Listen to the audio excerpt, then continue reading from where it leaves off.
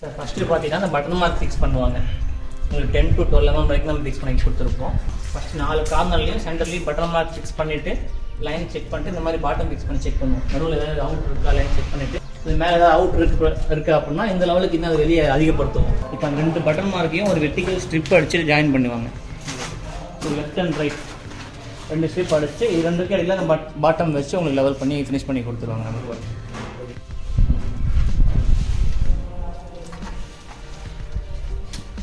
So இதுக்கு மேலே இடையில மால் அப்ளை பண்ணி ஃபினிஷிங் பண்ணுறோம். ஃபஸ்ட்டு ரஃப் பிளாஸ்டர் பண்ணுவோம். உடனே தண்ணி கொஞ்சம் அதிகமாக மிக்ஸ் பண்ணி finishing board back to back பண்ணி கொடுத்துருவாங்க. ஸோ இப்போ இந்த மாதிரி நம்ம வெர்டிகல் ஸ்டெப் அடிச்சதுக்கப்புறமா இந்த ஜஸ்ட்டு தண்ணியோட நம்ம பேக் ஜிப்சம் பேக்கை கலந்து இந்த மாதிரி நம்ம காம்பேக்ட் பண்ணிக்கிறோம். இது உங்களுக்கு 5 to 10 minutes வரைக்கும் செட்டிங் ஆகும் கிளைமேட் கண்டிஷனை பொறுத்து. அந்த லேயிங் செட்டிங் டைம் வந்ததுக்கப்புறமா நான் எடுத்து லே பண்ண ஆரம்பிச்சிடும். அந்த லேயிங் எப்படிங்கிறது பார்த்துடலாம் சார். ஆக்சுவலாக உங்களுக்கு லேயிங்க்கான அந்த பதம் வந்துடும். உங்களுக்கு ஃபஸ்ட்டு தண்ணியமாக இருந்தது கொஞ்சம் கெட்டி தண்ணியாக வந்துடும். உங்களுக்கு இது இன்னும் ஒரு 10 நிமிஷம் போச்சுன்னா உங்களுக்கு அந்த பக்கெட்லேயே ஃபுல்லாக செட்டிங் ஆகி கட்டி ஆகிடும், எடுக்க முடியாது. ஸோ அந்த டைம் வரும்போது உடனே எடுத்து அப்ளை பண்ணி லே பண்ணி முடிச்சிடுவோம். மேலே பீம் என்ன லெவலில் இருக்கோ சேம் லெவலில் நம்ம தூக்கு செக் பண்ணி கீழே வரைக்கும் சரியாக ஃபினிஷ் பண்ணி கொடுத்துருவோம். அது எவ்வளோ வெளியே இருந்தாலும் பண்ணிக்கலாம். இது சேஃப்டி தானே உங்களுக்கு? இது உங்களுக்கு எந்த இஷ்யூ வராது. நாலு பேக் எக்ஸ்ட்ரா தான் ஆகுமே ஒழிய எந்த இஷ்யூ உங்களுக்கு வராது. நம்மளுக்கு இது HDMR கிரேட் அப்படிங்கிறதுனால இது அவ்வளோ சீக்கிரம் இந்த ஃபால்ட்டும் இருக்காது. இதோட டென்சிட்டி பாண்டிங்லாம் நல்லா இருக்கும் உங்களுக்கு. இதே நமக்கு நேச்சுரல் ஜிப்சமாக இருந்தால் நம்ம இந்த அளவுக்கு நம்ம வெளியில் பண்ண முடியாது. Hi friends, welcome back. Outer plastering வந்து சிமெண்ட்டில் வந்து முடிச்சாச்சு. இதுக்கப்புறம் வந்து ஜிப்சம் பிளாஸ்டிங் பண்ணலான்னு பிளான் பண்ணியிருந்தோம். இன்டீரியர் எல்லாம் ஜிப்சம் பிளாஸ்டிங் பண்ணுறதுக்கான ரீசன் வந்து கொஞ்சம் குயிக்காக முடியும். ரெண்டாவது உள்ள கூலிங் வந்து மெயின்டைன் ஆகும். ப்ளஸ் வந்து ஃபயர் ரெசிஸ்டன்ஸ் இந்த மாதிரி நிறையா பெனிஃபிட்ஸ் வந்து அதுக்கு சொல்கிறாங்க. ஸோ ஒரு ட்ரை பண்ணலான்ட்டு பண்ணுறேன். யாரும் பண்ணதில்லை எங்கள் சரௌண்டிங்கில். ஸோ ஃபஸ்ட் டைம் நான் பண்ணுறேன். அது வந்து இந்த சர்வின் பிளாஸ்ட் அப்படிங்கிற கம்பெனியில் தான் நான் வந்து மிஸ்டர் நந்தா அப்படிங்கிறவரை நாமக்கல்லேருந்து கண்டக்ட் பண்ணியிருந்தேன். அவர் ஏற்கனவே ஒரு யூடியூப்பில் பார்த்துருந்தேன். அவர் முதல்ல வந்தார், ஒரு விசிட் வந்துட்டு டோட்டலாக ஒரு ரஃப்பாக ஒரு கால்குலேஷன் பண்ணிக்கிட்டு அந்த மெட்டீரியல் எவ்வளோ பேக்ஸ் வேணும் அப்படிங்கிற மாதிரி டிசைட் பண்ணிவிட்டு அதுக்கு அட்வான்ஸ் பே பண்ணியிருக்கேன். இப்போ வந்து மெட்டீரியல் வந்து இறங்கிட்டுருக்கு. ஒரே லோட்லே டோட்டல் மெட்டீரியல் வந்துச்சு. கூட 2 பேர் வந்தாங்க பிளாஸ்டர் பண்ணுறவங்க, நார்த் இந்தியன்ஸ். ஸோ அவங்களே வந்து இறக்கி வச்சுட்டாங்க.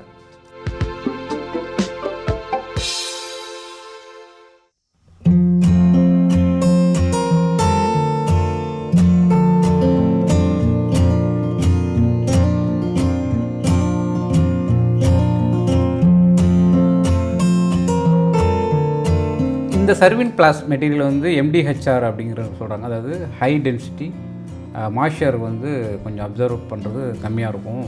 அதனால் தண்ணியை வந்து அப்சர்வ் பண்ணுறது ரொம்ப கம்மியாக இருக்கும் அப்படிங்கிற மாதிரி சொன்னாங்க. நார்மலாக வந்து செயின் கோபைன் அப்படிங்கிற கம்பெனிலேருந்தும் கொடுக்குறாங்க. அவங்க வந்து பார்த்திங்கன்னா கொஞ்சம் ரேட் கம்மி தான், ஒரு 3 rupees 4 rupees இதை விட கம்மியாக தான் இருக்குது. பட் இது வந்து ஹை டென்சிட்டி அப்படிங்கிற மாதிரி சொல்லி ஒரு 3 rupees அதிகமாக தான் இருந்தது. இதில் முதல்ல 2 பேர் மட்டும் வந்ததுனால அவங்க சாம்பிளுக்கு ஒரு ரூம் எடுத்து பண்ண ஆரம்பித்தாங்க. இப்போ கீழே பார்த்தீங்கன்னா உங்களுக்கே தெரியும் எவ்வளோ வேஸ்டேஜ் பாருங்கள். ஒரு 30% கிட்ட வேஸ்டேஜ் ஆகுது ஆக்சுவலி. இந்த வேஸ்டேஜஸ்லாம் நீங்கள் சைடில் வந்து யூஸ் பண்ணிக்கலாம், ஒன்றும் பிரச்சனை இல்லை.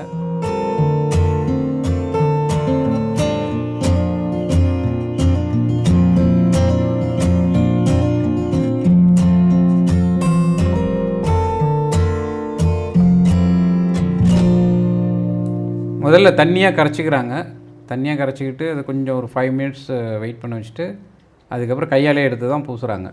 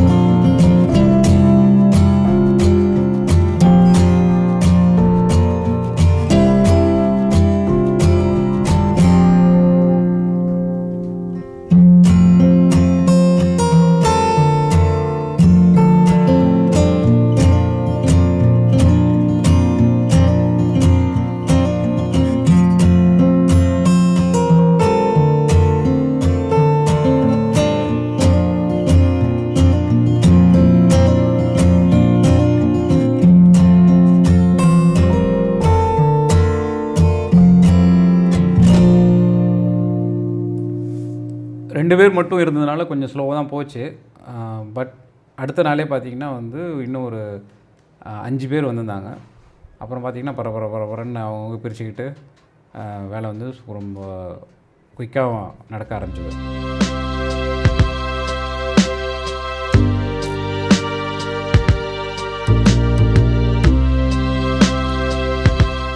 அவங்களுக்குன்னு ஒரு தனி ரூமில் செட் பண்ணிக்கிட்டு இங்கே தான் சமைச்சு சாப்பிட ஆரம்பித்தாங்க. கேஸ் சிலிண்டர் மட்டும் நான் கொடுக்குற மாதிரி இருந்தது.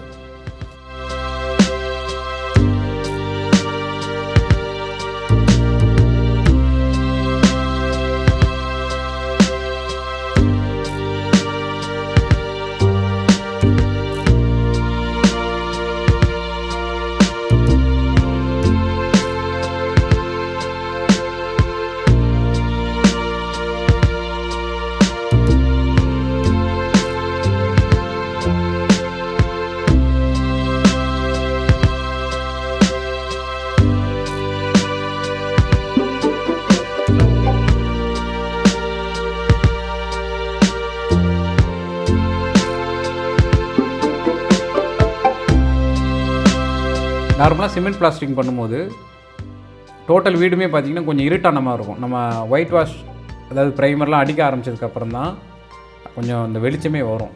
இதில் என்னென்னா இவங்க வந்து பிளாஸ்டிங் பண்ணும்போதே ஒயிட்டாக இருக்கிறதுனால ப்யூர் ஒயிட்டாக இருக்குது. அதனால் பார்த்திங்கன்னா பளிச்சுன்னு வீடு ஆகிடுது. ஏதோ ஒரு ஃபினிஷிங் ஸ்டேஜ் வந்த மாதிரி ஒரு ஃபீல் கிடச்சிது. பார்க்குறதுக்கு டச் பண்ணும்போது நல்லா கிளாஸியான ஒரு ஃபீல் கிடச்சிது.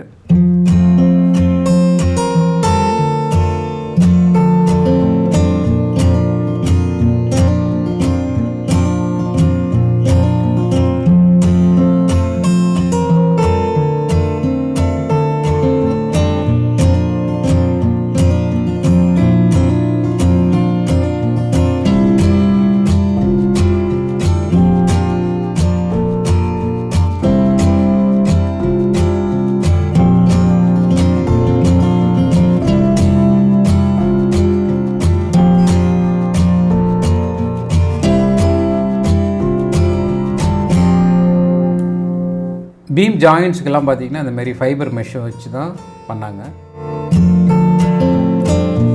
இன்னொரு விஷயம் பார்த்திங்கன்னா இது வந்து ஸ்மெல்லே கிடையாது, நியூட்ரலாக இருந்தது. சிமெண்ட் பிளாஸ்டிங் நம்ம பண்ணும்போது ஒரு மாதிரி ஒரு ஸ்மெல் இருக்கும், சில பேருக்கு அது அலர்ஜியாக கூட இருக்கும்.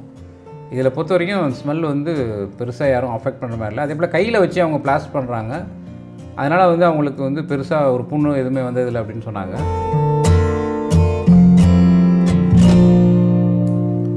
சீலிங்கில் வந்து நீங்கள் லைன் போட்டு தான் தரணும், அல்லது பாய் போட்டு சில பேர் சீலிங் போடுவாங்க, அப்படி போட்டாலும் பெட்டர் தான் இருக்கும்.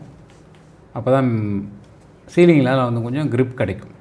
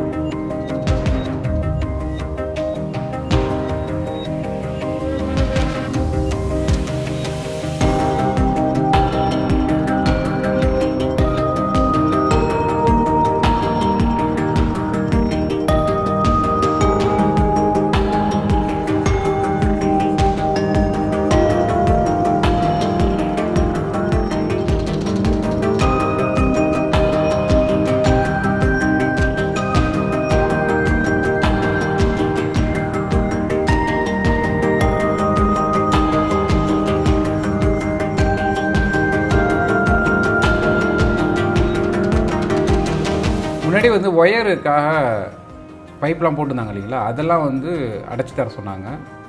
ஏன்னா ஜிப்சம் வந்து நிறைய செலவாகாது, அதனால் அடைச்சி கொடுத்துருங்க அப்படின்னாங்க. சர்வீன் கிளாஸ்லேருந்து மிஸ்டர் நந்தா வந்திருந்தார்.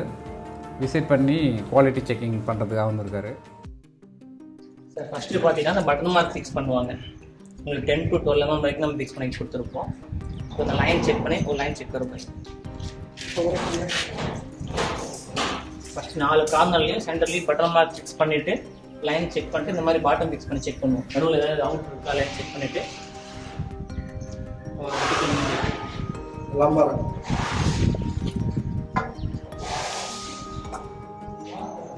இது மேலே ஏதாவது அவுட் இருக்கு அப்படின்னா இந்த லெவலுக்கு இன்னும் அது வெளியே அதிகப்படுத்தும் திக்னஸ். இப்போ இன்கேஸ் இப்போ ஒரு 1/4 inch மோடி வெளியே எடுத்துன்னு வைங்களேன், இப்போ வச்ச பட்டன் மார்க்லாம் இன்னும் வெளியே எடுத்து ஃபஸ்ட்டு உங்களுக்கு ஒரே ஈவனாக உங்களுக்கு வால் ரெடி பண்ணி கொடுத்துருவோம். சரி, ஃபஸ்ட்டு பட்டன் மார்க் ஃபிக்ஸ் பண்ணுறதை பார்த்துருந்தோம். இப்போ அந்த 2 பட்டன் மார்க்கையும் ஒரு வெர்டிக்கல் ஸ்ட்ரிப் அடித்து ஜாயின் பண்ணுவாங்க. ஒரு லெஃப்ட் அண்ட் ரைட் 2 ஸ்ட்ரிப் அடிச்சு இது 2க்கு இடையில அந்த பாட்டம் வச்சு உங்களுக்கு லெவல் பண்ணி ஃபினிஷ் பண்ணி கொடுத்துருவாங்க. நமக்கு வரும்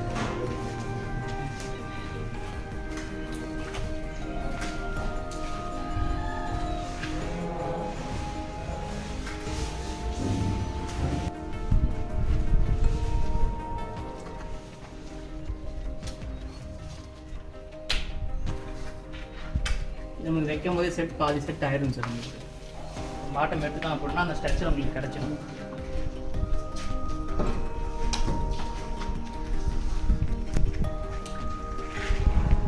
ஸோ இதுக்கு மேலே இடையில மால் அப்ளை பண்ணி ஃபினிஷிங் பண்ணுறோம். ஃபஸ்ட்டு ரஃப் காஸ்டர் பண்ணுவோம், உடனே தண்ணி கொஞ்சம் அதிகமாக மிக்ஸ் பண்ணி ஃபினிஷிங் மோட் பேக் டு பேக் பண்ணி கொடுத்துருவாங்க. ஸோ இப்போ இந்த மாதிரி நம்ம வெர்டிக்கல் ஸ்டெப் அடிச்சதுக்கப்புறமா இந்த ஜஸ்ட்டு தண்ணியோட நம்ம பேக் ஜிப்சம் பேக்கை கலந்து இந்த மாதிரி நம்ம காம்பேக்ட் பண்ணிக்கிறோம். இது உங்களுக்கு 5 to 10 minutes வரைக்கும் செட்டிங் ஆகும், கிளைமேட் கண்டிஷனை பொறுத்து. அந்த லேயிங் செட்டிங் டைம் வந்ததுக்கப்புறமா அடுத்து லே பண்ண ஆரம்பிச்சிடும்.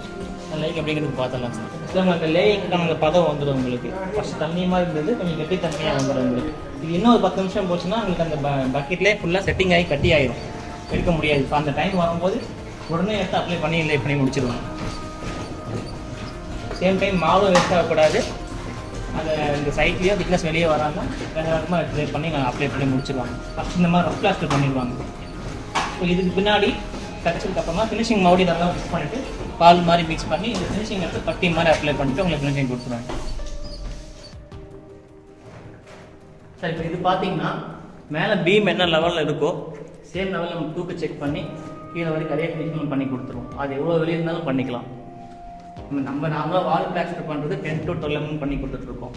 பட் இங்கே பார்த்தீங்கன்னா கிட்டத்தட்ட உங்களுக்கு 1.5-2 inch பக்கமாக உங்களுக்கு ஃபினிஷிங் இருக்குது. பட் அந்த லெவல் கரெக்டாக வரணும் அப்படிங்கிறத நம்ம அதையும் பண்ணி கொடுத்துருவோம். இது சேஃப்டி தானே உங்களுக்கு? இது உங்களுக்கு எந்த இஷ்யூ வராது. நாலு பேக் எக்ஸ்ட்ரா தான் ஆகுமே ஒழிய எந்த இஷ்யூ உங்களுக்கு வராது.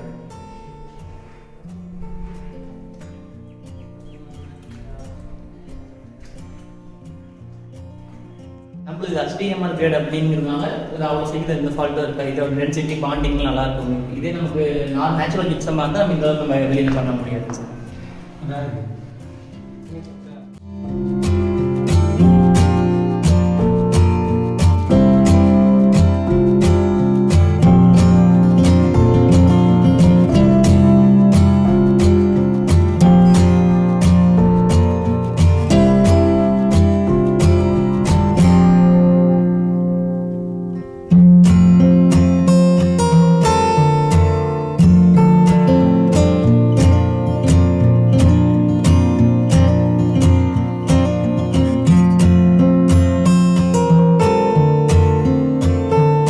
சாரம் வந்து எதுக்கும் பெருசாக போடலை. அந்த பேரல் ஒரு 5-6 எடுத்து ரெடி பண்ணி கொடுத்துருந்தோம். அதுக்கப்புறம் ஸ்டூல் கொடுத்துருந்தோம். டாப்பில் அந்த ஹெட்ரூம் கிட்ட மட்டும்தான் கொஞ்சம் சாரம் போட்டு கொடுத்தோம். கிட்டத்தட்ட ஒரு 10-12 நாளில் கம்ப்ளீட்டாக இன்டீரியர் முடிச்சு கொடுத்துட்டாங்க. பார்க்கும்போது கொஞ்சம் ஃபினிஷிங்லாம் ஓரளவுக்கு நல்லா தான் இருக்க மாதிரி இருந்தது.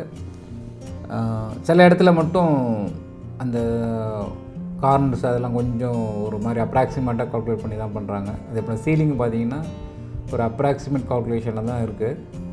பட் நம்ம நார்மலாக பார்க்கும்போது தெரியலை. பட் இதுலேயும் வந்து எப்படி அட்வான்டேஜஸ் நிறையா இருக்கோ அதேமாரி சில ஃப்ளாஸும் இருக்குது. ஸோ அதை பற்றி வீடியோ வந்து நான் பின்னாடி டீட்டெயிலாக போடுறேன் உங்களுக்கு.